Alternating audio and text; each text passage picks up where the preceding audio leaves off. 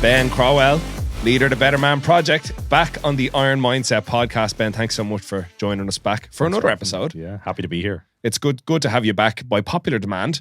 So, you and I have been doing a bit of chatting online. We've seen, as I'm sure most people listening have seen, you've taken massive steps forward with your own business. The Better Man Project is marching into 2023. Probably going to end the year bigger, better, 10 times bigger than it is currently. I know there's a lot going on behind the scenes. I know you've recently made the decision to take a little bit of a step back out of powerlifting to focus on the business. So talk me through a little bit of that. What promoted that decision? What was the basis of it? And what can we expect coming into the first half of the year for the Better Man Project? Yeah, so there was a lot of things happening at once. I was in the middle of a prep, so I was 7 or 8 weeks out from Series 12. Well, I lose count every time. I don't know what I'm doing every time I do so many so far. Yeah. So Series 12 and Clash was on the same weekend. And 7 weeks out, and I actually had to start taking training shit the next week. And that was a big kind of like, okay, here we go, like fucking psychotic time. And I was like, this is fun, I don't want to do this. So the combination of having a flu for the first time since 2016, where I had to miss training, which I have not missed a week of training unless I chose to, willingly. So it was since 2016. So I had a real bad flu that knocked me the fuck out. And I was like lying in bed thinking of doing a 350 kilo squat and being like, geez, that's a lot of work, because I was like dead in bed. So that kind of made it like undesirable. And then the combination with work. So January, obviously, naturally, a lot of guys want to get in shape. Summer's 6 months away. A lot of guys that might have had a sloppy end of year, they're like, let's dial this shit the fuck in now for January. Not New Year, new me. I don't take on guys like that. But guys, it is what it is. They had that. I had my own little actually New Year resolution. I quit weed for 30 days, which you can talk on. And it's like brilliant. And it was nice. It was a good little break, little retreat. And with the Better Man Project, tons of guys coming in while getting sick and run down. So daughter had a flu, gave it to me, and then all this shit. Then I was in the gym one day and I was like, I think I was doing like overhead press something. I was like a Friday and I was like, what the fuck am I doing, man? I'm fucking dead here. And I've got a 3-hour session on Sunday, 7 weeks out. I'll start taking trend next week. I was like, fuck that. I was like, I'm not doing this. This is not serving me right now. And I actually spoke to one of my mentors about this. He used to bodybuild at a very high level. Not that they're the same kind of realm, but it's that weird discipline. Yeah, it's a weird realm of bodybuilding, strongman, power. They're all the kind of, it's a unique kind of circus act kind of sport, you know what I mean? And I spoke to him about it, and he's doing very well for himself now, but he's completely scrapped bodybuilding. And I was like to him, why did you just stop? Because he was going into 30, and a lot of guys, they hit that 30-year-old kind of fork in the road, and they're like, where's the focus now? And I was like, okay, so to get this much better at powerlifting, to go from 900 kilos, which is like 920, 930, 940, that was really alluring like a year ago. And I was like, I really want to do this. It excites me. It seems fun. Then it turned into, okay, I'm a dad now. And that kind of shifted things a little bit, where I was like, okay, it's a bit less time with my daughter, and like I have to sacrifice. It's not too bad. I work from home. I spend a lot of time with her. But then it got to the point where I wasn't even really excited for training anymore. I was more excited for work and taking people in and spending time with my family, and still going to the gym and getting jacked. I'll always do that. I'm never going to drift away from that. But that's what caused it was just that fork in the road of like, is this serving me right now? Is this actually fulfilling for me right now? And it's like, right now it's not, And again, the fire might come back. It's just responsibilities. Again, as a man, we've got shit to do, and that takes the front seat. That's more important right now. Well, like we talked about before we start recording, at different periods of your life, you're going to wear different hats. Right now, the business is in high resolution. You're laser focused on growing the business, being at home more, especially like I know your daughter is a little bit older now, so it's probably a lot more of a fulfilling experience to play with her now, that she's kind of more conscious and capable than when she was just a little lump that just cried and ate and pooed, you know what I mean? Yeah, they interact with you now. Like I can absolutely see why there would be that priority shift. And like you said, it doesn't necessarily mean the door is closed on powerlifting forever, but it's as priority shift as things change. It's totally reasonable for somebody, especially who's achieved as much as he has achieved in powerlifting. You've totaled 900 kilos, which is phenomenal. Like there's very, very few people that will ever total that much, especially while being lean and aesthetic and running your own business. So I think it's totally reasonable for that to be a factor. But you mentioned as well that you were psychologically preparing to start taking tren again in the prep. I'd imagine that it's almost like that feeling of getting onto like a roller coaster you kind of don't want to get on. You know, it's going to be a bit of a hell ride. Like it does obviously yield a result at the end. It results in some phenomenal lifting on the day. But so was this the first time you've ever had that feeling like of you almost don't want to start this cycle? Well, there was a little bit of kind of like I'd be very, not like hypochondriac, but I'd be very on top of my blood. So, but I got like a heart check because I've been taking gear for like 10 years. So I was like, let's see if I'm not going to fucking like plaque build up and I'm going to drop dead. So heart was good, size of heart was good, ventricles were all clear. There was no plaque. Thank fuck, touch wood, it stays like that. But for me, it was kind of like, okay, I'm going on 30 now, and I was looking up a lot of guys actually in open powerlifting. Mm-hmm. Eric Littlebridge, all these dudes, and that were like anyone you can think of, Dan Green, all these guys, and like the vast majority of them were this is enhanced, this is not natural. Very different conversation. Natural, you can go to your fucking 60 and lads still make PBs, you know. Mm-hmm. Enhanced is a different animal. It's a very different, because it's again, it's not the healthiest choice you go to the road to go down, and a lot of them were around 35. So I was kind of like, what do I want to pour my energy into right now? And that's kind of what facilitated that gear shift. You know, it was kind of like looking where they trailed off. I spoke to my mentor as well about that, and he said around 30 as well. So it's always around that kind of 30-year-old mark with enhanced guys. Mm-hmm. That's a very different one, because I know obviously you're a natural dude, you know, so you can milk that shit for ages. It's fun. Yeah. There's no psychological issues. There's no hormonal shifts. There's no all these things that you get from taking that crap. That's what I was trying to avoid, and that's why I was like, fuck this. This shit's starting next week. I'm already this stressed right now. This ain't serving me, and I'm not gonna. That's a great point. You mentioned that like one of the competition in general is stressful, but you're also adding in the factor of your steroid cycle, the physical and psychological ramifications this can have, and it brings some massive positives. I think that's one thing the general public sometimes shy away from mentioning when it comes to performance enhancers. They do carry some positive benefits to people, but like that, it does also carry some negatives, and that's also another massive factor, another stressor that you'd have to contend with, that a lot of lads that say prepping into nationals or Europeans for the IPF don't have to think about necessarily. So absolutely, it sounds like you were dealing with a lot of stress coming into it that maybe you weren't as ready to take on as maybe you were previously, as priorities have changed. You mentioned you got advice from one of your mentors, and something you've been vocal about in the past is having mentors is pivotal to success. And I think you do embody that, because every time we speak, you'll talk about like how you've learned from somebody else another lesson, something that's been reframed, and that has brought your own thoughts back into a higher resolution or given you a new take or a new perspective. You mentioned as well, you've got a whole group of guys that got on board in January, and I suppose they're those guys that are now ready to take on you as their mentor. You're helping mentor them into their 2023. And yeah, I totally get that. You've mentioned before yourself, you tend to work with people who are already in the gym, they're already motivated, they're go-getters, and you're just going to help to streamline that process and get them the tangible result. They're guys that know they need to get it. It's just about giving them an actionable plan. But then you mentioned your January, you decided to cut out the weed. What was that about? Because again, like the steroid, I sound like a fucking drug addict here. It's like, just do drugs, kids. No, it's the weed for me was more of a like, I don't know what it is. I'll probably like PTSD or some shit from a young age. I don't know what it is. Where it's I'd be an anxious individual. That's why we were talking about this before the podcast. It'd always be like that. Before powerlifting comp, whatever it is. Even before this, I'd be kind of excited or anxious kind of coming in. I'm just like that. And weed for me is kind of this like, not comfort thing, but it's like a safety net at the end of the day where I know my brain can switch off. And Bonnie was even laughing that over the last 30 days, even at like 9 p.m, I'd be like, do we do this? Do we do that? Do we do this? Like, I just can't stop. It's like really annoying. Whereas we just like, boof, it just kind of lets you slow down, be present, like feel other things that I would normally not feel just by my own genetic makeup. It's just constant trying to do something, which I like that it shuts it down. So for me to want to get into the 30 days off, me and my sister actually did it. I don't know if it should be publicly announced. I don't care. Sorry, Mel. I had a friend as well from Canada. I did it as well. And the three of us kind of had this, it's like a little pilgrimage where we've been smoking for 10 years. Let's try 30 days without it. Let's see if we can do it. Because Joe Rogan was a sober October. And I was like, I missed October. Fuck, waiting another 9 months. And I was like, fuck it, I'll do a new year, new me for the crack, see if I can do it. And 3 days in, you're kind of like, oh, I kind of missed that a little bit. Towards the end, though, you just lose count of what day you're on. And then you do feel a lot sharper. Well, I was a lot more kind of on the ball. I was working way longer hours, which I still do. Well, I work a lot, but there was no wind down period. Yeah. I didn't like that. Like I'd be going to bed, kind of like, what do I need to do tomorrow? What do I need to do tomorrow? Even though I have a to-do list and all that shit organized, I'd be straight out of bed attacking it, which is good. But I was kind of like the powerlifting, you need a little bit of balance with things, as much as you can, So for me, that was I wanted to be able to basically be like, weed doesn't own me. I can fucking choose to do it or not do it. And that was an example where I can, you know? Well, again, 30 days is a pretty long time to come away from something that for you at least has definitely served as like a great leveler. You know, you're somebody who you said on the last time we were talking, you like to be in control of things. You like to have a handle on everything. You like to know what you're doing, where you're going, what's happening. So that would mean you're just tightly around screw. So this just helped you, you know, unwind that little bit.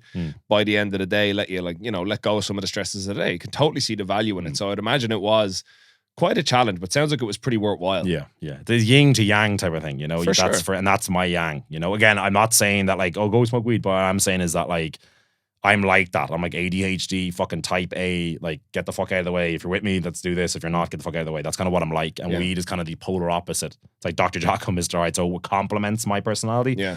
For other people, it can be an absolute detriment. You know what I mean? Because I don't overeat and snack on shit when I'm a little bit stoned or I'm kind of like, oh, with the munchies. I'm not like that. If you are like that, don't do that. So it's like anything. You kind of pick your poison, and the likelihood of you overindulging, or it can actually take away from your quality of life. You know, if you're still smoking weed every day and you're nowhere where you want to be, don't smoke weed, because it's more than likely you're going to be pulling you back, especially if you're smoking early in the day. You know, so mine's when the work's done, Dolly's in bed, everything's chill, we're watching Netflix, something, then it comes out. Yeah. It's not like, oh, 9 a.m. it's fucking party. You know what I mean? It's not like that, you know? Yeah, you've got your ruck rants. I suppose you could start your stoned rucks. Yeah, it would be a bit of fun, yeah. But I think that raises an excellent point. And it's one thing, it's actually something I touched off very briefly with Jake Brennan last time I had him on, but something I do think is something that you and I can have a little bit of a discussion about as we move away through the conversation towards what I want to get onto today. But I do think things like weed, these like even junk food to a lesser degree, video games, whatever it can be, these things in moderation probably don't cause people too much harm. But I think what happens to most, particularly young men nowadays, is they're like sedating themselves with these things. They're constantly, like, again, every need is met through some form of virtual stimulus. So it can be, you know, they're making it, they're growing their characters in their video games instead of getting after it themselves. They're getting they don't have to go out and hunt. I know it's not hunting, but they don't have to, they don't have to satisfy that urge to feed themselves, because everything can be done through Uber Eats or Just Eat or whatever, Deliveroo, and they don't need to go out and chat up girls or worry about how they look, because they can just watch Pornhub. You know what I mean? Yep. So again, it's not that any of these one things in the occasional isolation, like if you've 2 hours on the weekend and you've done everything else and you want to play some Grand Theft Auto, go for it. But it's when you're playing video games 16 hours a day, you know, you go to bed, you get up, you play 16 hours a day. This is where we start running into these problems for lots of lads. Yeah. And I think it's one of the great things about what you do with the Better Man Project is I think most lads know they want to do something, they want to achieve something, and they can kind of feel like they want a meaning or a purpose in their life. And a lot of the time it's hard for them to sift through the static, especially with social media, and what that can be. So one of the things I see that the Better Man Project does is it identifies guys that have taken a few proactive steps to get a result, make positive change to their life, and helps them kind of like fast track that by bypassing a lot of these pitfalls that people can fall into. I think you'd agree that tends to be where you tend to find yourself. You find these ambitious guys, entrepreneurial types that maybe don't have all the pieces put together, like us, same. You know, we'd be in the same boat. We have coaches. You know exactly. I mean? Yeah. And when you identify that and reach out for the help, it usually your process tends to snowball a whole lot. So I can totally see how that is a service that you provide with the Better Man Project. And this year, I believe this is the goal. It's to see the Better Man Project grow month after month, season after season. I know you've mentioned, like, as we take this backseat for powerlifting, family and business comes into focus. What can we expect? And is there anything big lined up for the Better Man Project that you can reveal? Yeah. Just sustained growth. Like, that's what it is. There's no magical fucking, like, oh, when this happens, that'll be this outcome. You know what I mean? For sure. When I hit 1,000 kilo total in powerlifting and fireworks go off, it's not like that. It's just kind of like showing up, ticking your boxes, doing your stuff, but trying to impact as many guys as you can. That's the goal. It's because there's so much fucking, you know yourself, man, there's so much bullshit in the personal training industry. For sure. An insane amount that a lot of guys that actually end up coming to me have had coaches or have had personal trainers, F45. And don't get me wrong, those things are good to get your body moving, but they're not training towards anything. There's no accountability. There's no actual level of skill of someone who's actually been in the position and able to solve the problem, you know? So for me, it's what I'm looking to do with guys, basically just tidy up their shit as quick as possible. That's basically it. That's why they come to me. So it's like 10 years, or I'm over fucking 16 years now of doing it, but I'm trying to say of them trying to figure it out themselves, condensing that down. This is exactly how you fucking do it. Follow this, and we'll get the result 99.9% of the time. Because there's no stone unturned. I look at blood work. I look at all these levels. There's nothing that can't be solved here. You know what I mean? Unless you're just not doing it. That's the hard part. So I'm very particular what I would take on. I always say every time before I take someone on or talk to them, a kind of introduction call, is like I cannot come to your house with a fucking shotgun and make you stick to your calories. I can't make you do this. So that's why before I take someone on, I'm like, are you willing to implement? Are you willing to do these things? Because I'm here as a guide. I'm not here as a fucking Tony Robbins motivational. I'm not like that at all. I'm like, this is how you do it. And that's the kind of coaches that I go to myself. That's what I'm attracted to. Have they been where I wanted to be or taken someone there? And if they have, do they have a streamlined system of how to deliver that? Because I've had coaches that are fucking useless, that haven't a clue in terms of like what to do, where to start, all this kind of stuff, you know, which I know I think you're going to touch on that in a second. Yeah. But it's that's what it is. It's you need to have someone who's been there or taken someone there. They have an easy to implement thing that's frictionless, and you just tick your boxes, and that's how you get to your result. In financial, relationship, physique, doesn't matter what realm you're trying to improve in, that's the formula that works very well. And I think those points you mentioned there, like physique, wealth, family, like so interpersonal, all these things are intrinsically linked. You know, so somebody could be making, 6 figures, 7 figures a year, but if they're in terrible shape, they probably don't feel too good most of the time, and they can't, stuff money into those deficits in their life to cover out those holes where the water's coming in. You know what I mean? Yeah. So actually, I'm not going to name any names. A guy I know, young guy, makes good money, not in particularly good shape, not particularly good with the girls. Tried in his own way on a day to like wow a girl with just cash, splashing cash.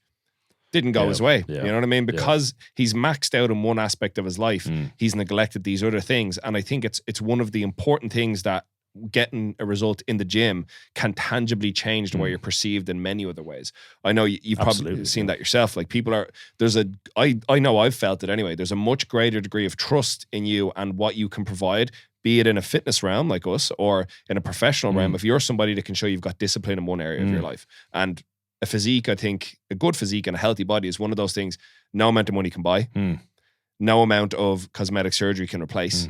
So it's something that it's one of even steroids. That people think that's a magical pill. They're that guy's on steroids. That's why. No, it's like, yeah, they do help. I'm not saying they don't make you go to the gym. They don't make you stick to your calories and tick your boxes. And that's exactly the point. It's one of the few things left that's a status symbol that you can't just buy instantly. It's a delayed gratification. And that's where I want to bring you in now today to help the people listening at home. What steps can they start tangibly taking to move themselves closer to that? Because I think that will help them, gear them up to have a much better year, a much better outcome down the road. So I think one of the biggest places we can start is probably diet. So I know you are somebody who is super dialed in with nutrition. I recently saw a video you showed of your steaks in the slow cooker and the rice. Yeah. Man, I actually thought it looked all right. Like, all the men did. They were like, I look savage, man. Every girl was like, what the fuck is this? Disgusting. My sister sent like a puke emoji and all this kind of stuff. Well, it does the job. When you start like shredding up that steak with the fork, it's like, God damn. That's some gourmet shit there. Yeah. Whip that up. But it's an important take. Even small videos like that to demonstrate how easily you prepped 3 meals for your day. Like super quick, super convenient, because I think that's one big thing people will say is like, I don't even know where to start nutritionally. So let's have a conversation. You're sitting down with somebody, maybe it's a consultation call, and you're talking about their diet and they're like, I don't even know where to start. What would you say 3 tangible pieces of advice you would give them from the word go? First, they need to know obviously what direction they want to go in, because a lot of guys will come to you, they're going to get bigger, and it's like, you're 30% fat. You know what I mean? It's like, that's got to go first. So it's where's the starting point? Fat loss, muscle building, okay? And to pick which one between the two of them, which is the easiest one. In terms of like how to decide. If you can't see your abs, okay, you need to take off some body fat. If you can't see your abs, then you're ready to jump into a muscle building phase. It's that simple. Okay. Like I literally use how I look in the mirror as my gauge of where do I need to go. And if I can't see anything, there's no lean at all, then I need to take off. Depending on your goal. If you're powerlifter, a different realm, especially 1 week out from a comp, don't start shredding fat, you know what I mean? But that's the starting point. And then so that way you know which way you're going. Yep. And then from there, like, again, there's 1,000 roads to the same destination. You can be a fucking vegan, you can be paleo, you can be all these different diets. It really does not matter. You need to know how many calories you're consuming. Okay, it's like budget. You know how much money you bring in, how much money you have go out. You pay your bills. You don't just go to a fucking shopping center or Dundrum or something and take out your credit card and buy 1,000 MacBook Airs. You know what I mean? You don't do things like that because you know how much you make. Okay, calories are the same type of thing. I look at it as like a budget when I'm explaining to people. So simple thing, use MyFitnessPal. That's like your Revolut. That lets you know how much you need to eat each day. And then obviously how much you need to eat is based on step 1. Where do you need to go? So fat loss, muscle building. Very straightforward. So for me, there'd be the 3 things. Know where you want to go. Use MyFitnessPal, because I just think, honest to God, it's you carry your phone around with you everywhere. It's the easiest thing ever to implement. It takes 2 seconds to do. I wake up in the morning, I swipe my food across in one meal for the whole day. 3,800 calories there. I know exactly what I mean. It takes 2 seconds to do. It's compliance with it. Third thing would then be obviously tracking and measuring. So that's where it sounds like fucking boring and annoying to have to do that. Literally just weighing yourself first thing in the morning, okay? And then having and progress photos every 2 weeks or so and just seeing how your physique is looking. And from there, then that way you know where you're starting, what you need to do to make sure that you're going in the right direction. That's calories. And the third thing then would be obviously tracking and making sure that's going in the right direction. Because you can have the other 2 set up. I want to get lean. This is where a lot of guys fall in. I want to get shredded for summer. Okay, great. We know where you're going to go. MyFitnessPal. Ex-coach said to use MyFitnessPal. I use MyFitnessPal. That's brilliant. If you're not assessing, and this is where 99.9% of people tend to fuck up, and they just are not making progress. They're not weighing themselves. They're not tracking, measuring data. And I'm not into that whole kind of like, oh, you shouldn't weigh yourself every morning, like fucking some coaches say. And then they're like, oh, that's why none of your clients have results. It's like, because you don't track their data. They need to weigh themselves. Yep. You know what I mean? It's feel-good bullshit. Fuck it out the window. You need hard numbers. You need to know where you're going, okay? And the tracking and measuring yourself, of weighing yourself. What I literally do, and I've done it for the last 10 years straight, hop out of bed, go to the toilet really quick, hop on the weighing scale, and write down my morning body weight in the notes section of my phone, but how many hours of sleep I got beside that. It's 2 numbers, and then I check in myself every week, every 2 weeks. I have 7 to 14 days there where it shows it. Then I have the average from that. And is it going in the right way? Yes or no? And then I know which way it's going. If it's not, alter something. If it is, or sorry, if it's not going, then I alter something. If it is going in the right direction, don't change a thing. Yeah. That's literally it. Those are 3 phenomenal steps. And I think, as you said, for number 1, identifying which direction you need to go. I would say 9 times out of 10, most guys, when they look in the mirror, probably are carrying excessive body fat. When we look at like how prevalent obesity is nowadays, for the most part, I think people are they will get even if their long-term goal is to build muscle. I think if they can get themselves lean first, that will create a much better environment for them to get more aesthetic later on. You know, their insulin sensitivity will be better, the recovery will be better. Exactly. So, and I know that's something you talk about a lot on your shorts and reels, that you provide great value on your Instagram account. And then you mentioned using something like MyFitnessPal. I think calorie trackers for most people are an essential, at least for a period, because most people are so unregulated in their diets. It's like an unsupervised kid in a candy shop. You know what I mean?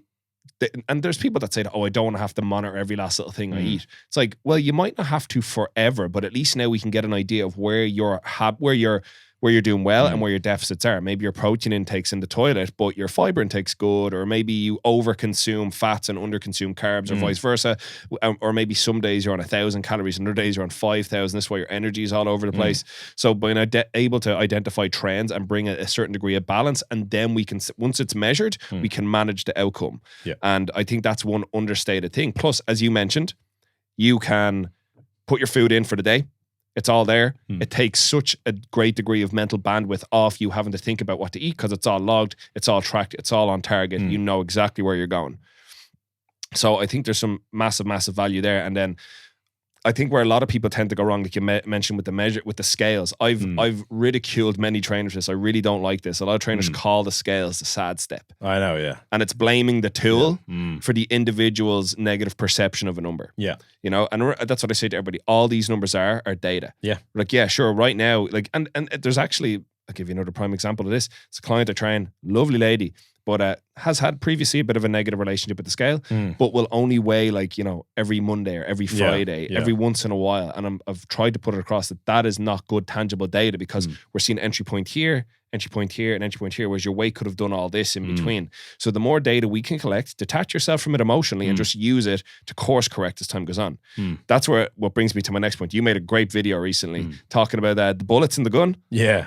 You know, yesterday, I think it was phenomenal. Yeah. Don't unload your full clip. Yeah. Well, so talk me through that. Talk that through for the people at home. Yeah, so basically a lot of people run into, this is really common. So I would have signed up a good few dudes over January there. And whenever I sign someone up, it's 99% of the time, one guy who was like, I think he was from America, and he was like 320 pounds, and he said he's on 1,800 calories. And I was like, okay, so you've literally, like, learning how to swim, you just dived into the deep end with no armbands. Like, don't do that. You know what I mean? I wasn't being a dick. I was just saying, like, we're jumping way to the end. You know what I mean?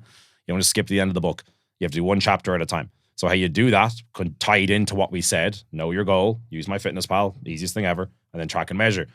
With that track to measure data, as I said, you kind of make decisions based on the feedback you're getting from your weigh-ins. So when you weigh yourself, how many hours of sleep you're getting, where am I performing, all that kind of stuff. And this is what I do for the guys that check-in, so it frees up their time. They don't have to fucking do all this tracking and measuring shit. I have it streamlined so it's easy for them to do. What I'm saying to you is that you can decide what direction you want to go in, and then you decide if you're going to fire one of those bullets. So those bullets, basically, I always use the analogy of like, so you have a fucking, I don't know, 50 millimeter handgun or something, and there's 15 bullets. 50 millimeters of a gun, I don't know. You have a regular handgun, you have 15 bullets in it. I'm not American, I don't know. And you have 15 bullets in the magazine. 99.9% of people unload the entire magazine day one. They're doing 2 hours, not that they ever stick to it, but it's 2 hours of cardio, 7 sessions, and all fucking crazy calorie deficit, veganism, fucking whatever else, whatever the other virtue signaling thing they need to do. It's because you get people that are so like, I'm not, there's no offense if you do it, but like if they're like anti-global warming and they don't do this, it's like they're on a fucking private jet every second day. It's just whatever. Tangent there. The firing of the bullets basically is you fire one at a time. So what you want to do, for example, is you've done your 2 weeks of measured data. You know your body weight has not gone down over 2 weeks, and their goal is to get leaner. So we're looking at losing 0.5 to 1% body weight per week. That's a nice drop. Anything more than that, a bit too aggressive, you're potentially losing muscle. Anything less than that, it's going to be a long as fuck diet. You know what I mean? So you can do a bit less, but it'll be a lot longer. Okay. So from that, 1 to 2 weeks of data, then you go, okay, what bullet am I going to fire? So the bullet could be, I'm going to increase my cardio from 20 minutes a day to 20 or 30 minutes a day, something like that. Or I'll lower my calories by 10%. Notice I said "are," not "and." We're not firing all of these things at once. And that's what people do. They back themselves into a corner. And the problem that they run into then, okay, is they've used their entire gun. They're already on 1,500 calories. They're already doing 2 hours of cardio a day. Their metabolism just bottoms out. And they're like, why am I losing weight? Unsustainable. Then they end up going back to everything they did originally, putting all the weight back on, if not more. So I think it's something like, again, I'm shit with numbers. As Dan was saying at the beginning there, I fired some percentage out. It was off, but bear with me number-wise. 95% of something people can start a diet and lose weight, okay, or 85 or something like that. And then 95% of people end up putting it back on when they're done the diet and more. Yeah. Okay. That's how ridiculous it is. You know what I mean? So it's, why is that? What they're doing is unsustainable. It's not a gradual process. Because I even said in the video, take it as 1 pound at a time. 1 pound down, 1 pound down, boom. 10 weeks go by, you're 10 pounds down. It's a big difference, you know what I mean? And the thing is it gives people that breathing room, like you said, to implement the changes and make them sustainable. Because as you very rightly pointed out, we're just after coming out of January.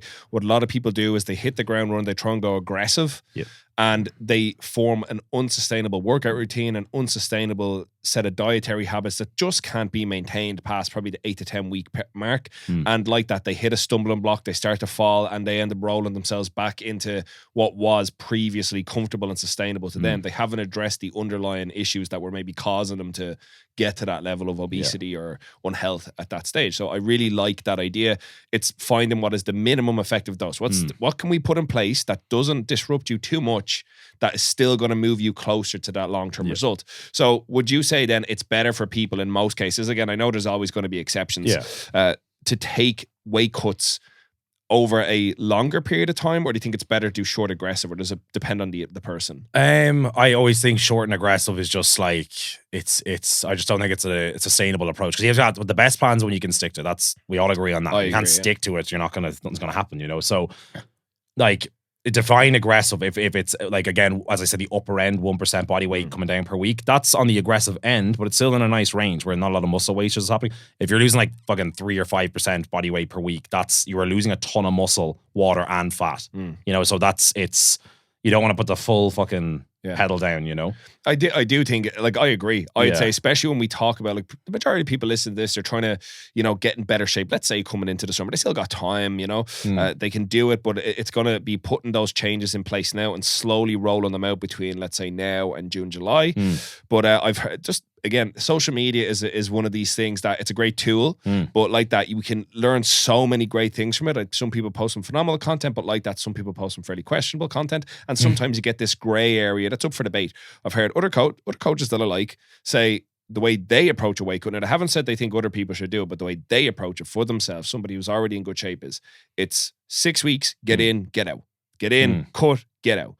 And while I can see the value in that, somebody, let's say like yourself, you're like super disciplined, you've got your life dialed in, you know your nutrition, you know your training, you know what to expect, you're well educated, and you've surrounded yourself with a good core group of people that understand what you're trying to do, and you can be mentored through the process. But I think that piece of advice could be like quite dangerous, let's say, if you're talking about, you know, Tom, Dick and Harry who've been in the gym 8 weeks and are, you know, and then you just go back to what you were doing before, which is what everyone does. Yeah, that's the problem. You go in this quick fix fucking bullshit mentality, man. It's a lifestyle. If you want to look good and feel good, you don't just turn it on for a month of the year and be like, oh, problem solved. It's not like that. Ties into what you're saying about your kind of the friend throwing money at the problem and that kind of, there's no pill and potion that fixes this shit to a point. Yes, you know what I mean. People think that they can just throw money at the issue eventually, or short periods of time where they're ultra focused, and even during that they're not. You know what I mean. So I look at it as like degrees of change. I always use that. It's not my quote, but someone else said it. Where it's like, again, if you're on a ship, 1 degree of change, 1,000 miles through the ocean, you're in a very different location. That's how it's looked. So whenever I'm starting someone off in the Better Man Project, it's starting with the least and getting the most out of that, and then gradually adding over time. What everyone else does is the polar opposite, and those kind of boot camp type of things can do it as well. Or 6 weeks and fucking abs and 28-day fat burn. So I literally made the rucking rant, which I was ranting about. So from Stan's Rhino rants, that's what he used to have his. So I was laughing with it. But it was, it's that quick fix thing, thinking that you can undo, say, a 6-week thing and the remaining, whatever, is 50 or fucking 46 weeks of the year. Yeah. You just act like on cocaine weekends, necking pints, all this shit, getting fat as fuck, gluttonous, just indulging to every single dopamine hit that you want. Thinking 6 weeks is going to solve it. Not at all. It's start with the least. What can you gradually implement and stick to for the rest of your life? Because you know you want to, like, the foundation that you want is 8 hours of sleep. Okay, keeping that in place. Going to the gym 3 to 5 times a week and lifting weights, staying lean. If you're doing that's like 99.9% of health, provided you're hit by a car or something. 99% of issues are like going to be avoided, and you're going to look good and feel good the entire time. You know what I mean? Instead of cramming it. I have a video that I've sent to clients, right? So I bought a whiteboard at the start of the year so I could start making like just content to send out to my guys, just like give them some added value for you know, choosing me as a coach. Just talk them through some of the common talking points I might have with people in one-on-one settings or group training sessions, or even in online and conversations or coaching calls. And so I drew a picture of a tree, and it's right at the bottom of the tree. We have this nice low-hanging fruit.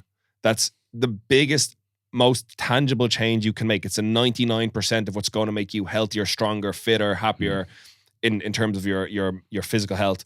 And then at the top is all this 1% crap that you don't really need to look at. And everyone's pointing at the top going, what about that one? Yeah. You know, what about carb cycling? What about if what's the other one that I saw? Fat burners. Yeah, fat burner pills. Bullshit. Like all this sort of, and anything quick. Exactly. It's what can I throw? What can I splash out a bit of money on right now that will get me this result? When it's like, right, people are worried about, like, you know, these 1% differences when there's all this stuff down here they're ignoring. You just mentioned some of it. Getting your 8 hours of sleep, training 3 to 5 times a week. One big one I have for people is, I don't mind what the activity is, but engage in some physical activity outside of the gym. Go for a walk. Yeah. Go for a ruck. Yeah. If you like swimming, sea dipping even, go all these things that will add up to you having good, healthy aerobic capacity outside of the gym setting. Unless you like to train and do your cardio in the gym setting, that's fine. Or have fun with the misses. Exactly. I mean, if you can last long enough. All 3 minutes. Just hit training. That's a sustained heart rate, you know? But, like another big one is, like, you know, get out in the sunshine every now and then, you know, spend some time outdoors, spend some time away from screens. Screens are phenomenal. They facilitated us connecting and doing so much more. But like that, we should occasionally unplug from technology and just be in nature, which I know you do. And I absolutely see the benefit of it. Like at the start of the year, I took up road biking. It's good fun. I nearly got killed a couple of weeks ago, but I'm okay now. Yeah. But like that, it's embrace things outside of these, like, you know, these easy to sell things that are probably, like you said, there's no pills or potions that are necessarily going to give you that tangible result. And it is fundamentally all this boring stuff that you have to do day in and day out and day in and day out. And the work you're putting in now might not rear its head physically until maybe September. Like, it's like investing or starting a business, same thing. It's like everyone wants that quick fix, like crypto, or it's like man, chill the fuck out. Like, there's things that have been around for a long time. That's why I always say it's like I had a good bit of advice from a guy. This is kind of a little bit different, but it's in the same realm of listen to old rich guys because they've been around for a long period of time. They've been doing shit for a long time where clearly it works. They've kept their money, whereas young people don't. It's that kind of quick fix, kind of how do they do it really quick? You know what I mean? Everyone wants it. Because we live in a world where, again, as you said earlier on, with Uber Eats, food can be delivered. Like, you can have 10,000 calories delivered here in the next 30 minutes if we wanted to. Back in the day, we'd have to go out and hunt that shit, kill a deer, potentially not get killed by the deer, all these things going on, you know? So it's that with the improvement of technology, like, absolutely is it a benefit? 100%. Like, our quality of life's gotten a lot better. But at the same time, it can be a detriment as well, where you literally don't be like the whole fucking plugged into the matrix, where you're just sitting there with dopamine fed into you. You know what I mean? And that's exactly it. There's instant gratification at the tips of our fingers all the time. Like I said, whether it's access to food, access to pornography, access to dopamine through video games, videos, games on your phone, even whatever it might be, there's a dopamine hit around every corner if you're willing to either splash enough money on it or just give enough of your time and attention to it. And fair enough, again, in small doses, I don't necessarily think these are massively harmful, but I think it comes down to, like training and nutrition. As much as I do recognize each person has their own individual hardships they need to overcome to, you know, achieve a good physique. And for some people it's simpler, and for some people it's more difficult based on circumstances. But for every individual, it's individual responsibility and it's discipline. Yeah. And that cannot be overstated, because I think now, as you mentioned, there's this like softening of training and fitness. I agree. Now, I think it's good that we acknowledge that, for example, the single parent of 3 kids is going to have a much harder time than the 21-year-old PT who's living in Marbella. You know what I mean? Yeah. Sure, but in both cases, there is definitely a plan we can put in place, and it will take some degree of personal accountability, and it will take some degree of discipline. And I suppose where that falls in your wheelhouse and where that priority is. So we've looked a bit at the nutrition. Let's look a little bit more now at the training. So the common complaint I'm sure I've heard, and I'm sure you probably hear as well, dealing with the busy entrepreneurial types, is I don't have the time to go to the gym 5 times a week. So when you get that question, how do you deal with that? So the first thing is obviously, like, I like to structure my week in advance, so I know exactly where I'm going to be, what I'm going to be doing, everything like that. You know, so it's like when you're in school, you know, geography at fucking 9 a.m. and history at 9:45, like whatever it is. You then will go to your class, unless you're like a delinquent or something. You'd go there, you'd follow them, even if you had no interest, you'd still show up and do it. That's kind of how I have that same approach. I structure my week like that. So there's days I'm not going to the gym. I have that same thing, but I'm like, okay, let's go, because it's on the to-do list. You got to go do it. That's kind of what I recommend to guys. So plan your week in advance. If you're struggling to get it done, do it early in the day. You know, eat the frog. That's what people always say. It's the exact same thing. So get up before work, get your shit done. You know what I mean? Job done. You have it done for the day then. It's not hanging over your head. So if you're struggling to get into the gym and you're waiting until 6 p.m. to do your session, and I don't know, someone's an asshole in work, or you're fucking fighting with your wife or your kid, something happens or whatever the hell, you know what I mean? Some bullshit gets in the way. Things like that happen all the time. Your workout then is easily going. That's the first thing that's gone. You know what I mean? And that's then the problem that people tend to run into. So they're not making it a priority. By writing it down and what time you're going to go at, preferably earlier in the day, if you have the option. Again, if you're a single mother, like, understand that 3 kids, it can be a shit show. Do something at home then, I don't know. Like, always try and adapt and evolve whatever situation you're in. It's a really good book, and it called, not in that specific thing, but, you know, The Obstacle is the Way. Yeah. Right, and all the same thing. You run into a fucking problem, solve the thing, or get around it. Simple as that. Stop just being like, oh no, and just sitting there like in this lull void where you don't do anything. That's what a lot of people do. It's the justification of it. That's the problem people run into. Just being fucking pussies. And I'm not being like over the top where it's like, sort your fucking life. I'm not like that. But what I am trying to say is that you gradually introduce things. Yes, you're dead right, because there's a way around it. Yeah. Whatever the obstacle is, or through it. So we use the example there of training in the morning versus training in the evening. So if somebody has that choice, because sometimes I get presented with people like, oh, is it better to train in the morning or the evening? Now, I can give them some tangible response. Well, in the evening, usually you've had more meals, you've moved around a bit more, so it's potential that your performance is going to be a bit better. However, in the morning, you know, you're, like you mentioned, you're doing it early. There's less obstacles to you getting there and getting it done. You can just get up and go. Yeah, you might not have the best session in the world, but you've less bullshit that's going to happen throughout the day. But the real answer is, it doesn't matter. Just get it done. Whatever way like if the extra hour in bed is more important to you, right? That means I don't care what happens through your day. You have to go outside of like family emergencies. I know we'll give these caveats, but like anyone that's listening, understand we're not taking shots at individuals that are in these exceptional circumstances. But I do think the vast majority of the time, it's like you said, people will make an excuse as to why they can't get through or around the obstacle. So let's say, as you mentioned, we might have somebody who might have literally 10 minutes in the morning before their kid wakes up, right? or maybe not even a kid. Maybe they, whatever set of circumstances they find themselves in, maybe they live like miles away from a gym and they don't have a car. Cool. All right. So here's what I would say to them. I say, right, first thing in the morning, set your 10-minute timer. Every even minute, do 10 push-ups. Every odd minute, do 20 squats. That's a workout. And this is usually the point when people say, I don't have time to train. I think it means more often than not, I don't have time to do the type of training I think gets a result. Yeah. So an hour and a half of like high intensity strength and hypertrophy work combined with cardio. It's like, listen, at this stage, Jordan Peterson says it he did a speech about having sex, and I'm going to use it here. He said, once a week is infinitely better than 0 times per week. Yeah. 2 is great, but like 1 is still better than 0. And I say the same thing. 10 minutes of training twice a week is infinitely better than 0 training. 100%. And I know then you recently made a post on your density training you were doing in Southside Gym. I believe you were doing the farmers carries. Looks that yard they have there is great. But talk us through a little bit of density training, because that might really help some people listening. Yeah, so not to get into, I'm not a scientific-y kind of coach That's at all. cool. But just from your own perspective. In the bro way, my perception of it is like short, straight, fucking in and out, 45 minutes to an hour long workout, where you might pair up some exercises, supersets, triceps, whatever it is, or other things where you set. For example, I was doing farmer carries. Yeah. Now, normal training when I was getting ready for powerlifting comps, I could do fucking 3 hours of training, but you could do 15 minutes rest sometimes in between. You know what I mean? With the farmer carries, I had the exact like 60 seconds rest, 60 feet walked, this exact weight lifted. And then it's like when the clock goes, you go. You know, so that way you're in and out. So a really good thing if you're trying to save time, have a fucking stopwatch, have something that, again, is showing you your rest times. Because if you're dilly-dallying on your phone in between sets, that could be an extra 3 minutes. And then if you're doing, I don't know, 10 sets or some shit, that adds up quite a lot. You know, it's like 30 minutes of fucking around then, you know what I'm saying? So it's having a set time where you go to your, it's honestly, God, man, what it all boils down to, just tied into what you were saying beforehand. There's a little bit drift from what you were saying there, but it's making it a priority and having enough of a reason if you want to go. It's the reason why people don't do it is they don't give a fuck or enough of a fuck to want to go and do it. But if you go get your bloods done and the doctor's like, you're going to be dead in 5 years and you have 3 kids at home, either you're a fucking piece of shit and you're like, I don't give a fuck, keep smoking, drinking, then you're just a dickhead, okay? That's straight up. You just don't give a fuck, you're irresponsible.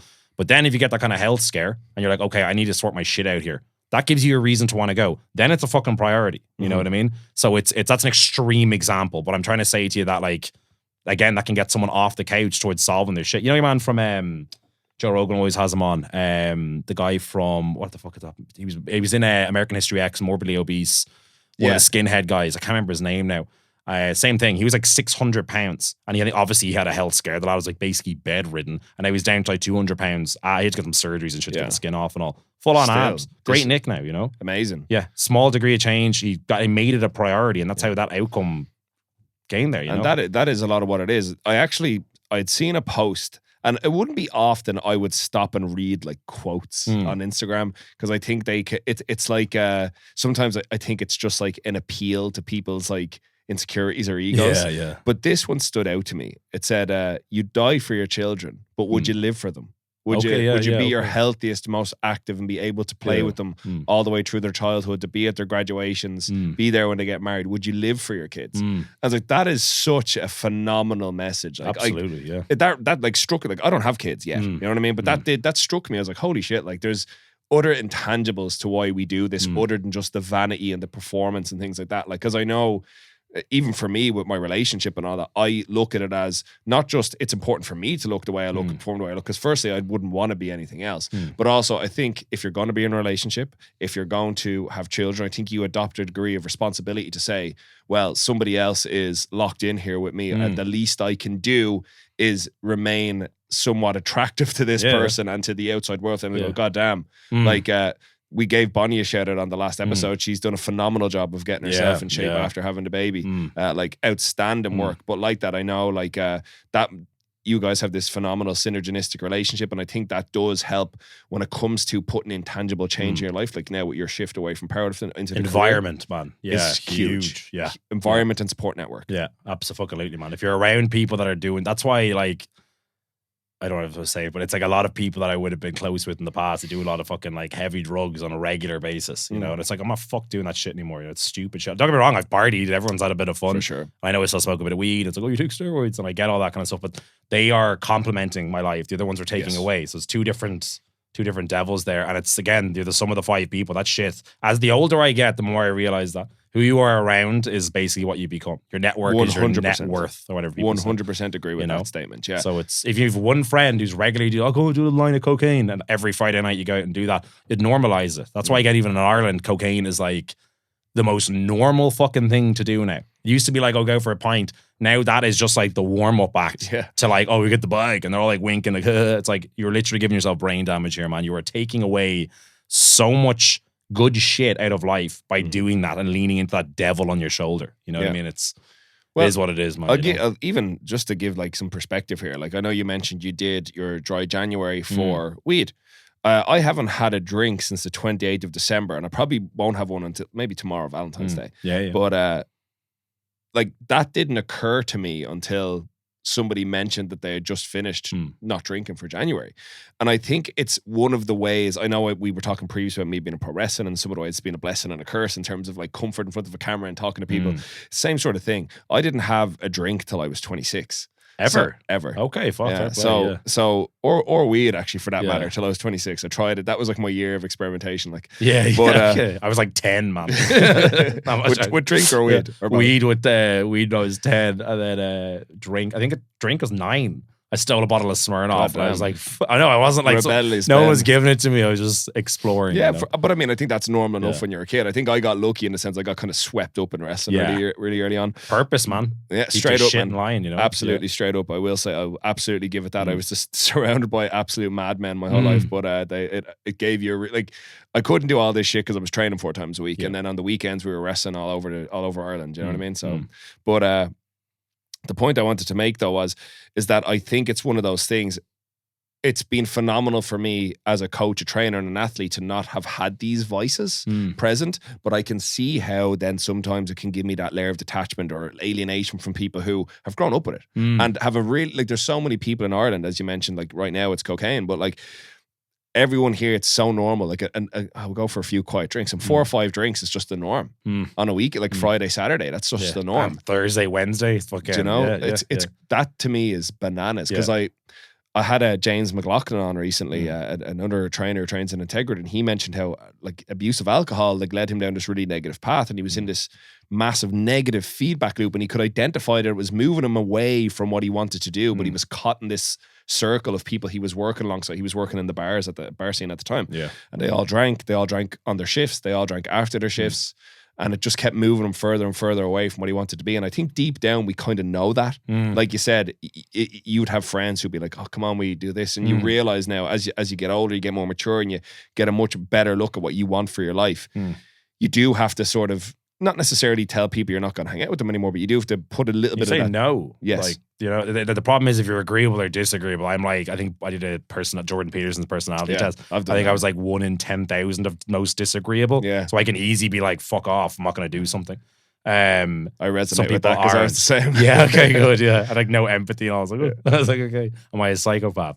But it was sorry, trailed off there what we're saying with the talking about like negative feedback loops, the people that you had previously palled around with now got heavy into the drugs. Yeah, sorry, you can easily, if you're an agreeable person, it's very hard to, obviously, because you just kind of nod your head and kind of go with the crowd, you know. So I think the first thing you need to do is have the ability to say no, figure out what you want to do. Same as what we're talking about with the fat loss goal. Yeah. Know where you want to go in life, and are the things you're currently doing serving that? Yes. And if they're not, get them the fuck out of the way. Yeah. You know what I mean? It's identify them as well. Behead people, but I'm saying like in a way where you do need to have a standard for yourself. Where like, I'm currently not happy with my situation. What do I need to? I've had those moments tons of times, man. It was like, I think I was in America or something, and I was like, I was bouncing, so I didn't have a great salary or anything like that. I was getting like fucking pocket money basically over there. It was nothing, and ran out of money like 2 days. I was like begging my mom to like send me money. I was like overall, and it was a stress of this shit. And I was sitting there, I was like, fuck this, man, you know. And I had already moved out and stuff by that stage. But I was kind of able to kind of cover my bills okay.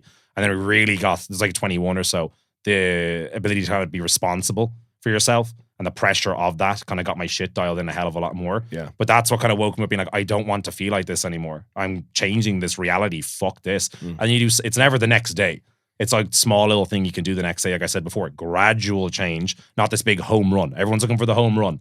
Oh, crypto, I'll put €100 in here, 100 grand back the next day. Yeah. No. It's small degree of change. and then watch the ripple effect occur from there, as long as you stick with that degree of change. Yes. And that's the only way to do it. Like we talked about at the beginning, a physique is something you cannot just strictly buy. You have to put the work in now to see the result, wait potentially years down the road to have like that's like, even for yourself, like you've built a phenomenal physique, but it didn't happen when you were like 15, 16, 17. It's been over 10 years of work to get to the point where you're at now, where they call it, what's it, muscle maturity? You know what I mean? You've got that. You can look at somebody and there's just that density to their physique that, it's taken a very long time to earn. Like, as I mentioned before we start recording, I've recently cut down. I would have normally walked around like 97, 98. Now I'm walking more around 92.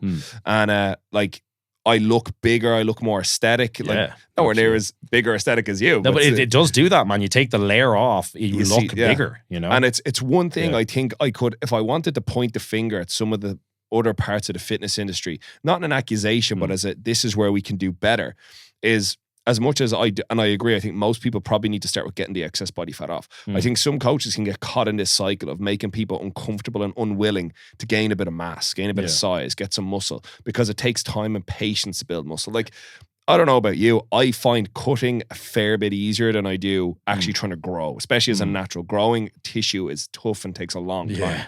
And it's only now that I suppose now, as I'm lifting weights a long time, I'm really seeing the gratification of that, that when I cut, there actually is a really good physique under there. So just to bring it back to the question I wanted to put to you when we were talking a little bit more about training. So let's just say we have this person and they're going to say to you, right, Ben, I want to get muscular. I'm going to train 3 times a week, 45 minutes. What do we tell them to do? What do we prioritize? And no injuries, nothing like that. Like, do a little bit of a gym experience. Are they lean, or what's their starting point? Let's say they're that guy, they're 20%, they're already on the cut. You've got them sorted out on the diet. Let's just lay out a nice basic little plan for them. It doesn't have to be specific movements, but what way are we breaking up their week? In terms of training split? Ideally, yeah. Yeah, I would do a push-pull legs. I'd make sure you're hitting every single body part within a week. That's every coach is going to agree on that. You don't want to neglect any body part, And then if you can add in an extra training day, then that extra training day separated from the other training days. Obviously, you don't want to do legs 2 days in a row. Yeah, brutal. Yeah, well, if you like to do it, fair enough. But it's what I would do then is allocate, okay, where's the weak points? So I've got skinny legs. I'm self-conscious about that. Hit them twice a week. You know what I mean? So it's, just make sure you're hitting your whole body at least once a week. Push-pull legs, can't go wrong there, Totally, yeah. I said, like, that's it. When it comes to specifics of movements, that's going to come down to their gym, their availability, their preferences. Outside of things like we've mentioned before, outside of specific sports like powerlifting, weightlifting, there's nothing that specifies you have to do certain exercises. So I think that's good. I also think that, as you mentioned earlier on, the density training is good. You're dead right, lads. And I know in the post you mentioned it, like, you could have 3 sets 12 on something and take 10 minutes to do it scrolling on your phone, whereas you could set that same 10-minute timer and pack a load more work in there. Very different workout. When it's like a 60 set, I had to like nearly tap out a few of the sets that I was doing. I was like, what the fuck? Because I went from doing like 7-minute rests for like a wrapped squat or something where you have a fucking cigarette in between, just chilling till like, this hurts so much I can't move my body. I was doing sled drives, my legs were like literally giving up, and I was like laughing at my limbs, being like, what the fuck's going on here? Like, cut out, they just shut down, So the rest times are they're the most overlooked thing, I think, in the gym. Everyone's on the PB and stuff like that. If you're trying to get in shape, I mean, fair enough, you need longer rests if strength's the main goal. I understand. The goal is going to dictate a lot of what the training looks like. Exactly. But the majority of people that are going to be starting in the gym now or have started, it is driven towards having a better, more aesthetic look, especially coming into the summer. And for many people, this might be the time they finally said, you know what, fuck this. I'm pulling the pin on this grenade. No more like stopping and starting. This is what I'm going to do. Maybe they're listening. This is advice we can give them. And like we've said, it's not so much about the movements you choose to do, so long as you're training your whole body and you're moving with intent, I think is a big thing as well. Going in and doing like shitty half-ass sets isn't going to change anything. Like you mentioned, your legs are literally cutting out your training so hard. And I think that's a good thing to approach every session with as much intensity as you can generate for that session. Doesn't mean you have to PB every day. Yeah. Give what your body can take. That's what I always say to the lads. 100%. And then the other big facet to talk about then, and I think ties in directly there, and I think it's one of the most overlooked and understated parts of all training, no matter you're powerlifter, bodybuilder, CrossFitter, whatever it might be, general public, is your recovery. So we've talked about earlier on about your 8 hours of sleep. We've talked about like good nutritional habits, things like that. What would you say are some key pillars of recovery that you think might be overlooked somewhat by the general public? It's the ones that actually matter. It's not like sauna and ice therapy and all this bullshit.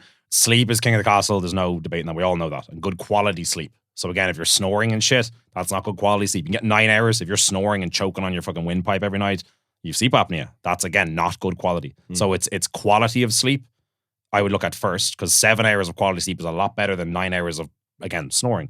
So quality of sleep, then quantity of sleep. And if you can combine the two, happy days. Okay. Great. So again, if you're a big dude, you're snoring, overweight, you might need a sleep apnea machine, CPAP.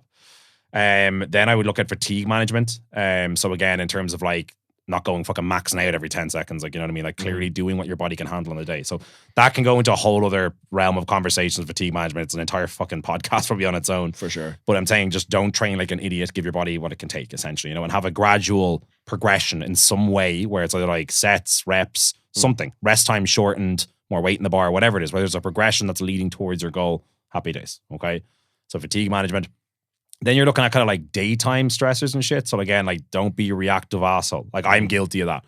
Bonnie always laughs and slags me saying that like in serious moments, like if shit hits the fan, I'm like stoic, calm, heart rate's normal. If there's like a burning building and I can walk in and be like, here you go, let's walk out. But if I like can't find a spoon, I'm like, where's a fucking spoon? I get like annoyed over that. It's the weirdest fucking dynamic. I don't know. I think it's where it's brought up or something. But being less reactive to stupid shit and managing your stress day to day is huge. That's probably why for the powerlifting, what made me kind of like drift away from that during this prep was I was working fucking literally 6 a.m. till 9 p.m. Non-stop with Bonnie all day, walking in and out. Now, obviously we spent time with Dolly. I'm not a fucking piece of shit, like, but it was again a lot more work, and that's what was taken away again for the powerlifting. The same thing, a lot of stress, manage the stress. So sleep, quality, quantity, fatigue management in the gym, stress day to day. Don't be a reactive asshole.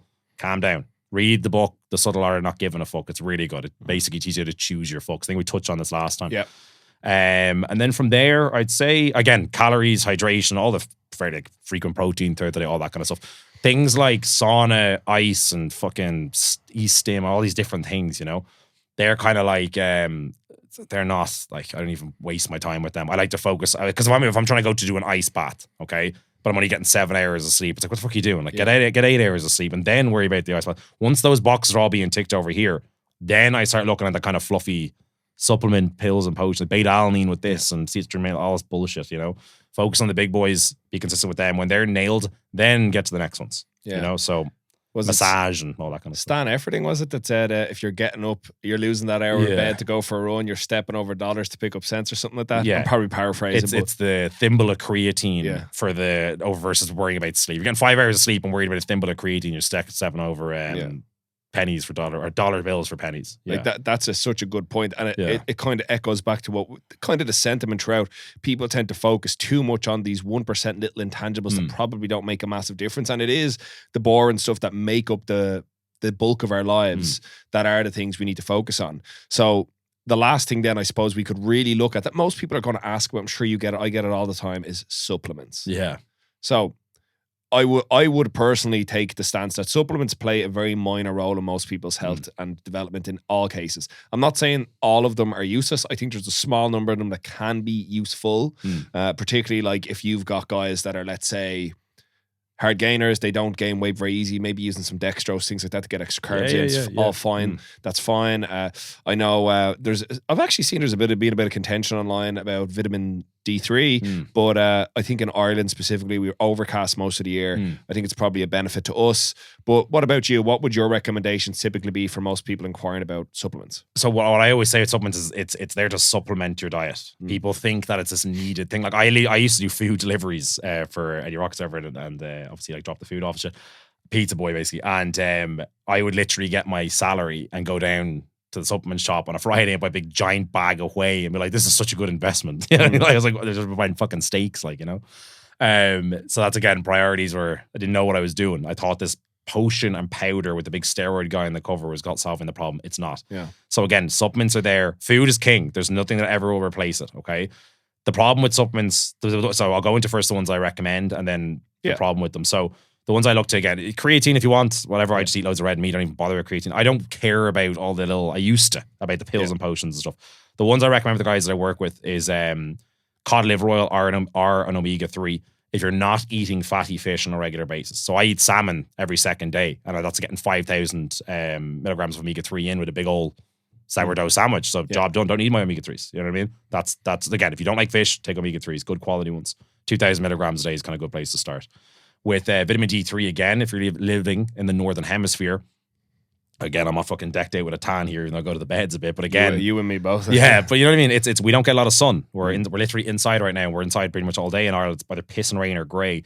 So 9 times out of 10, most people in the Northern Hemisphere are going to have some sort of vitamin D deficiency, majority of the time. And yes, there might be some in foods like fortified cereal and all this kind of bullshit.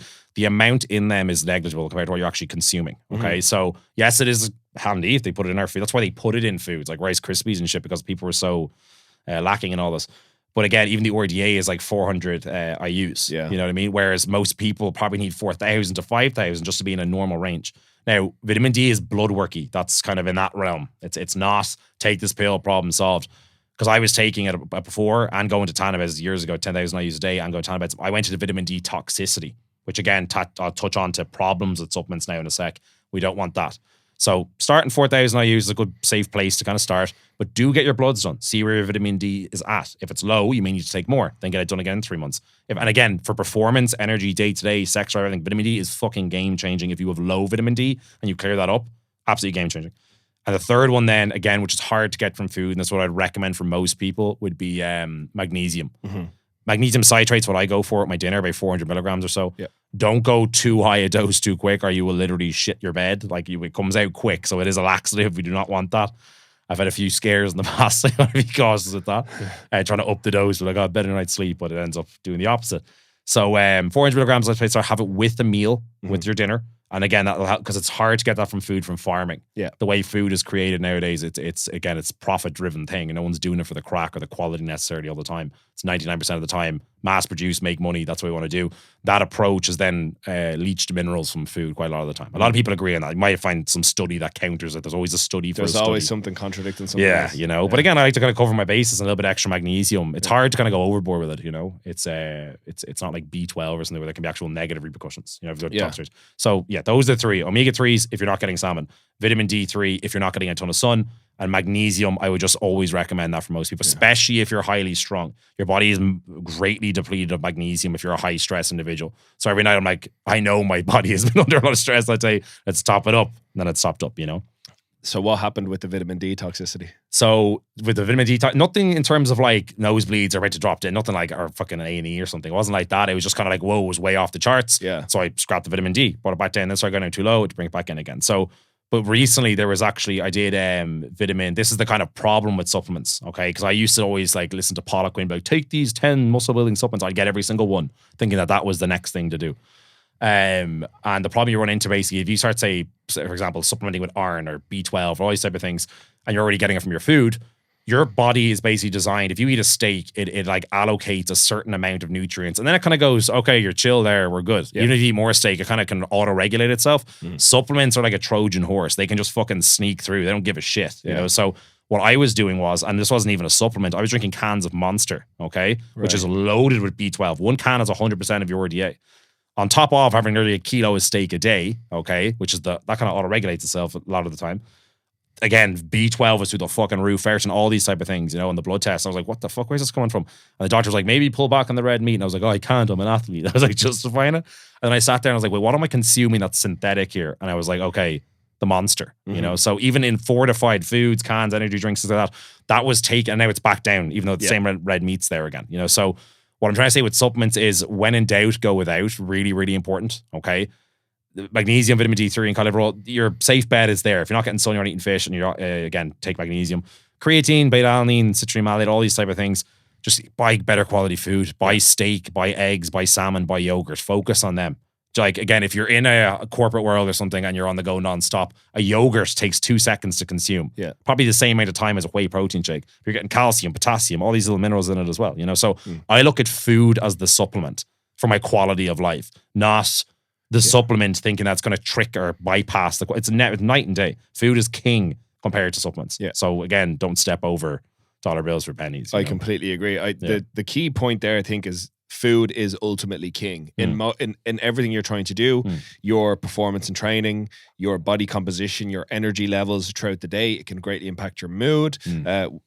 Even down to the profile of your micronutrients. I think sometimes that's a little like understated. The foods we eat are going to dictate that. Like, the way I would view supplements, the way I put it to most people, is that they're essentially like, if you've got the excess finances and you want to throw money at something that might make a small difference, go crazy.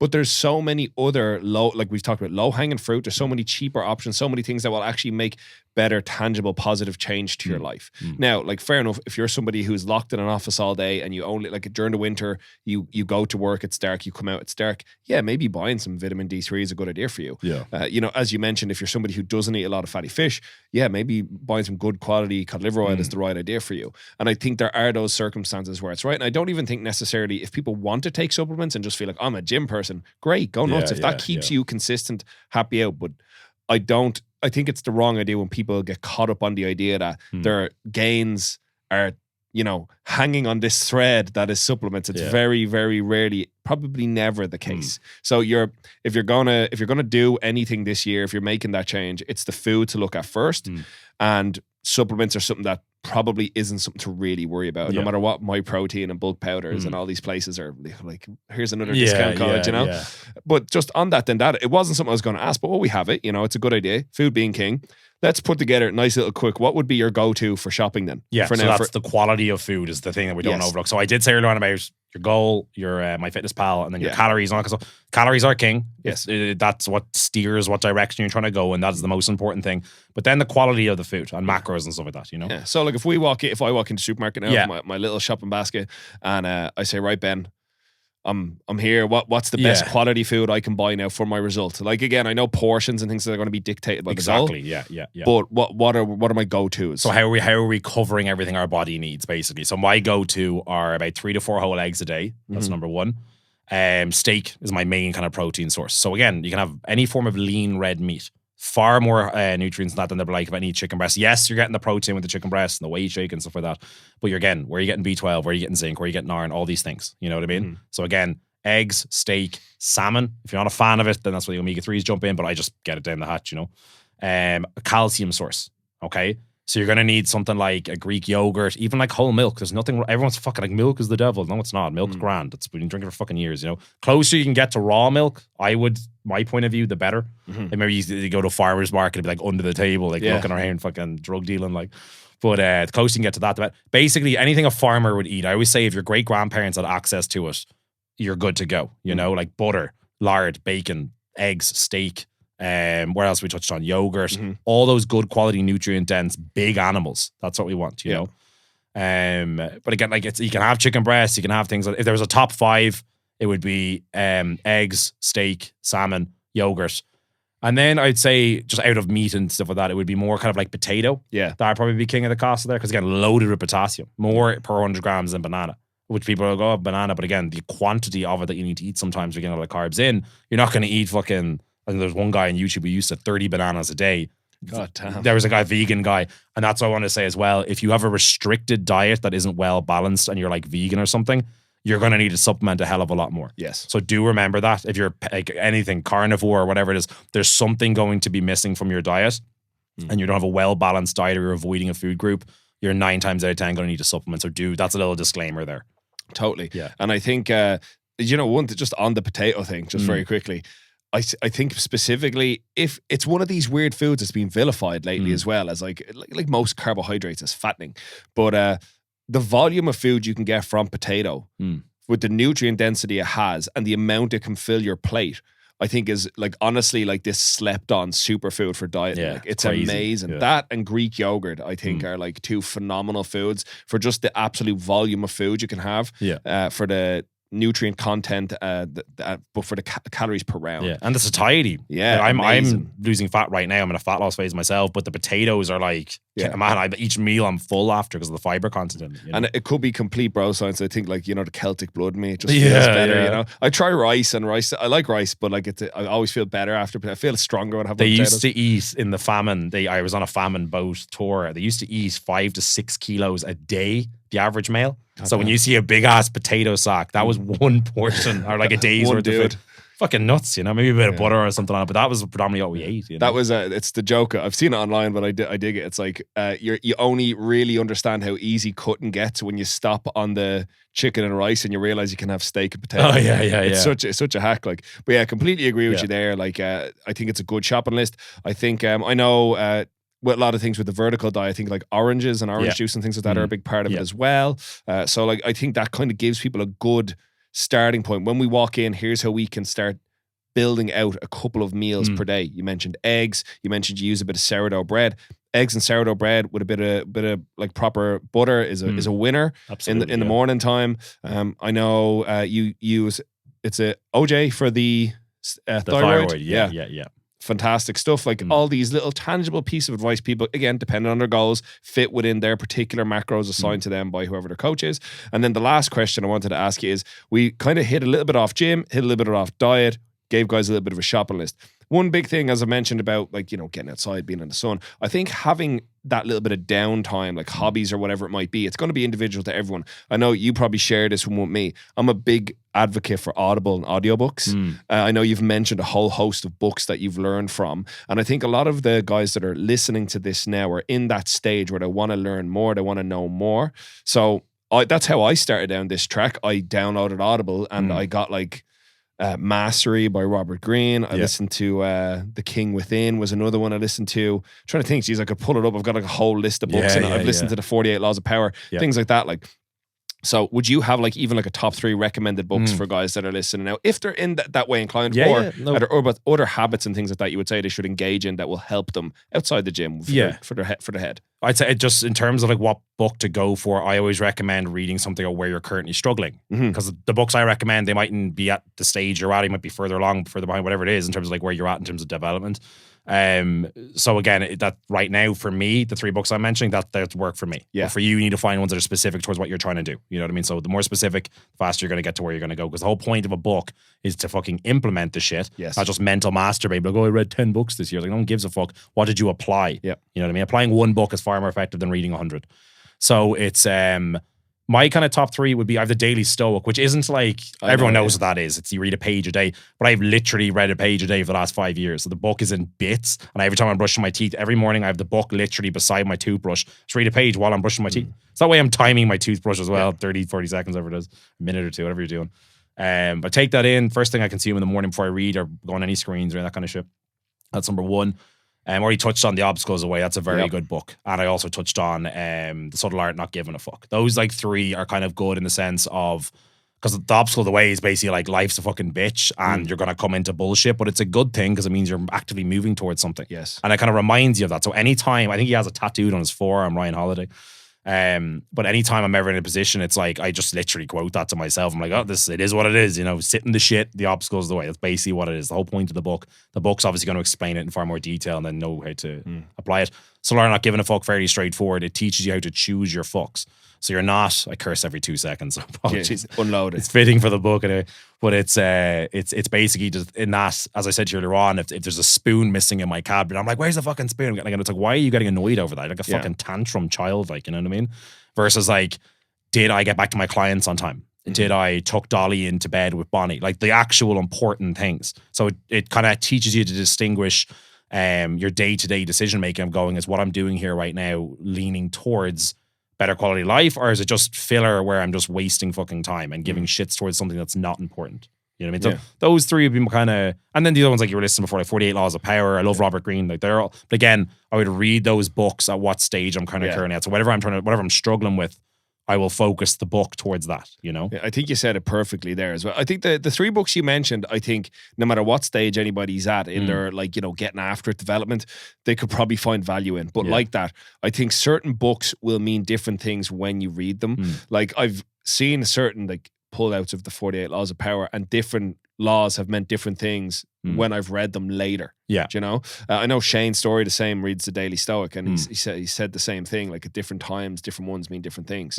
And it's one of the values in books. And you're dead right. There is an awful lot of that. It's like mental masturbation where people are like, oh yeah, I read X number of books. Like, but what have you done with that applicable knowledge? Because like you mentioned there, it's not so much whether or not we have everything figured out or we're like the perfect coaches and perfect people, but it's the fact that you have the wherewithal to question, like, is what I'm doing right now bringing me closer to what I want to do? Wait, why am I losing the head over a spoon? Like, it's those moments to stop and question and realize we're not infallible. I think that's what true growth and development is, and that's why I think you could probably, just like myself, you can look back to this time last year and see how much you've grown over the past 12 months. You can probably look back 5 years and see how astronomically different your life is over the past 5 years.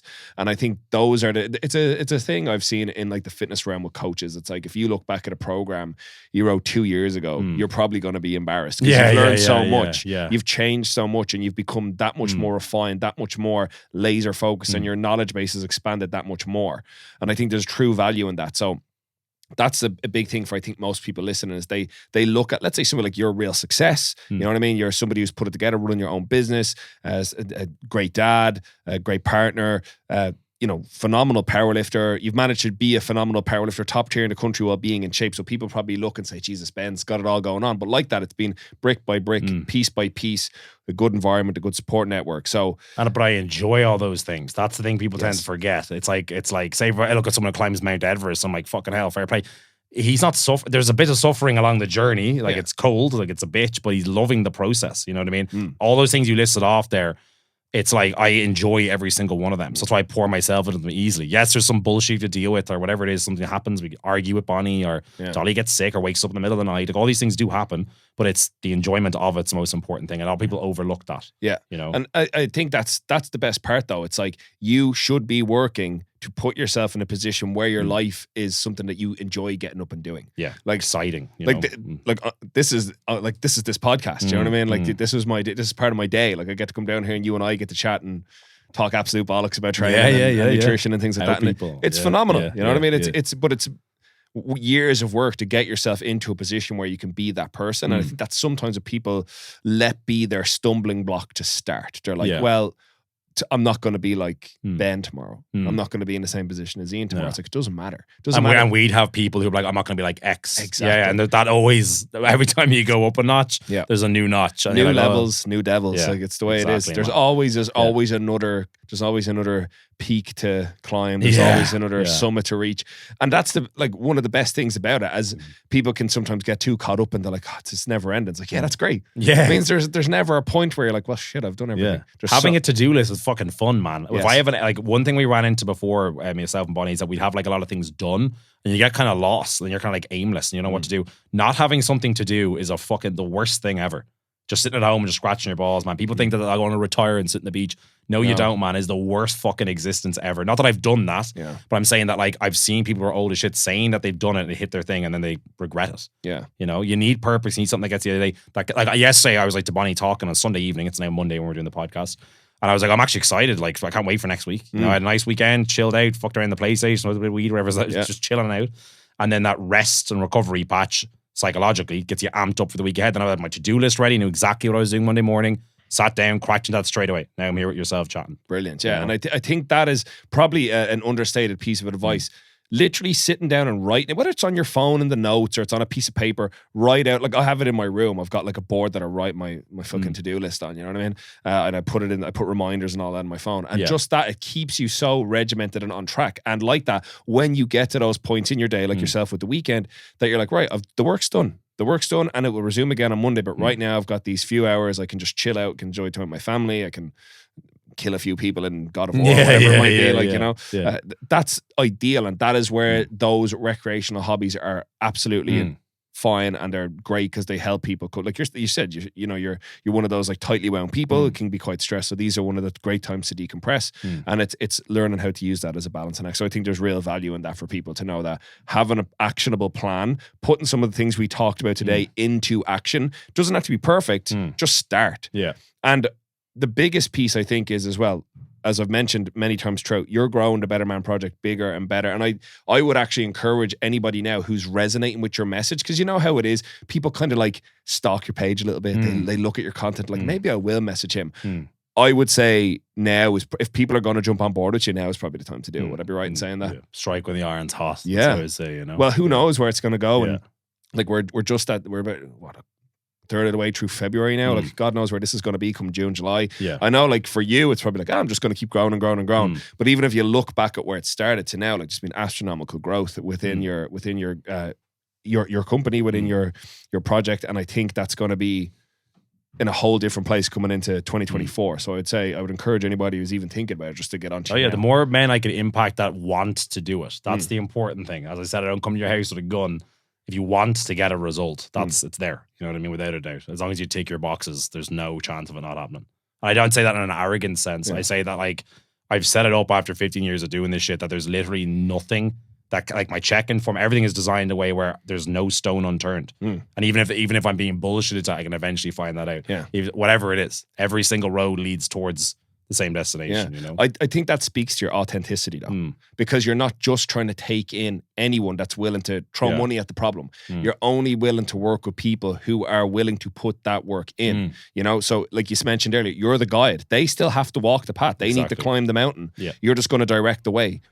You know, help them avoid those pitfalls, those things you've seen or been through yourself. Say, look, we don't go this way because you're gonna fucking end up paranoid and feeling shit. We're just going to keep going this direction. Trust me. And that's that trust. That's that you've got the receipts, you've got the referrals. People can go into your page right now and they can see you've done this before numerous times. You've got many guys that spoke actively saying like how much of a tangible change you've made to their lives. And that's the thing. They're guys that are already winning at life. And you've just helped them come in and just turn that dial ever so slightly, and they're doing even better now. They look 10x is everything, like, you know. And that's exactly, and that would be the big takeaway. If you can take control of how you look, it will have a roll-on effect how you feel. It'll have a roll-on effect how people view you, perceive you, and receive you, and the way you're treated, I would definitely say. So I think that's probably a massive takeaway. Ben, that's us at 80 minutes. Fuck. Fucking flew by, It's been a pleasure having like you back 20 here. minutes. Man, nuts. To be honest, like it's phenomenal having you on.